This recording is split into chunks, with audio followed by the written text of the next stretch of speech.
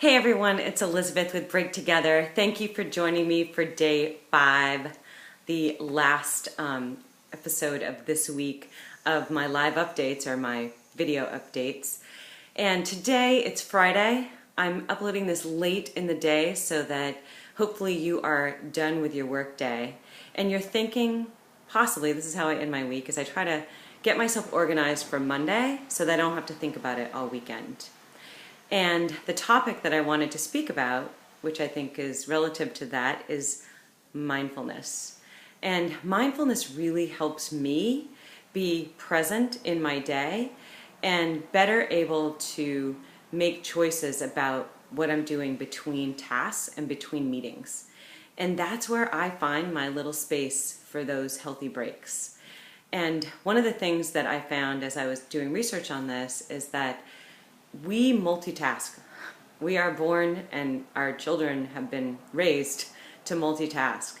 Yet, no matter how great we are at multitasking, it adds 25% time to everything you do. Turns out that if you single task, that you're much more efficient, you're producing better work, and you'll have more time to do the things that you really want to do.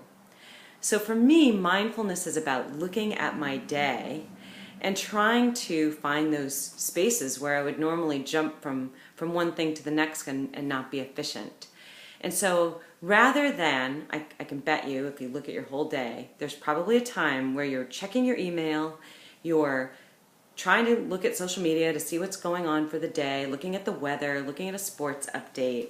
And if you take that time to put the task down that you're doing, the bigger one, and then you just give yourself a few minutes to check in and have that be a real break, then you can mindfully go back to that project and you'll have had that break and you'll have not been multitasking.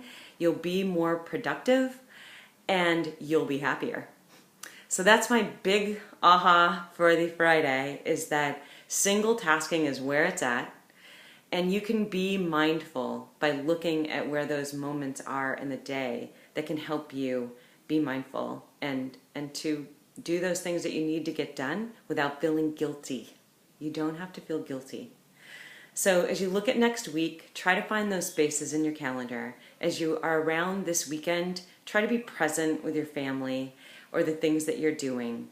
And you'll be happier for it, I guarantee you. My last update is, if you like this series, please share on social media. I'm uploading these to YouTube so you can share that way as well. And you can always talk to me. I really appreciate all the comments that I've received from people at elizabeth@breaktogether.net. And then finally, the last week of October, I am partnering with businesses to do live breaks together. So pay attention, because those are going to be really fun. We're going to get groups of people together to do 5 and 10-minute breaks, and we are going to have a ball doing it, and then we're going to go back to work and we're going to be even better at what we do.